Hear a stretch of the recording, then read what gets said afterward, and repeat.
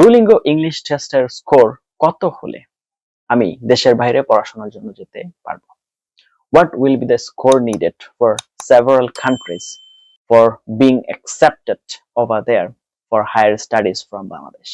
এখন it depends on the region. Suppose আপনি যদি China, Malaysia, Japan kind of cases এগুলোর ক্ষেত্রে মানে এশিয়ার ভিতরে যে কান্ট্রি গুলো আছে এগুলোতে যদি পড়াশোনা করতে যেতে চান 95 to 100 ওকে।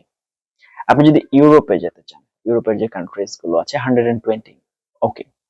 আপনি যদি হচ্ছে ইউকে অথবা অস্ট্রেলিয়া, নিউজিল্যান্ড, কানাডা অথবা ইউএস এরকম কান্ট্রিতে যেতে চান তাহলে 125 to 30 হলে বেটার হয়। এটা ডিপেন্ডস করে সিচুয়েশনের উপরে ডিপেন্ডিং। তো এই বিষয়গুলো আশা করি আপনাদের একটা ধারণা রেঞ্জ দিতে পেরেছি। তো 120 হলে মোটামুটি আপনি একটা সেফ জোনে চলে যাবেন, আর 30 প্লাস হলে তো কথাই নেই।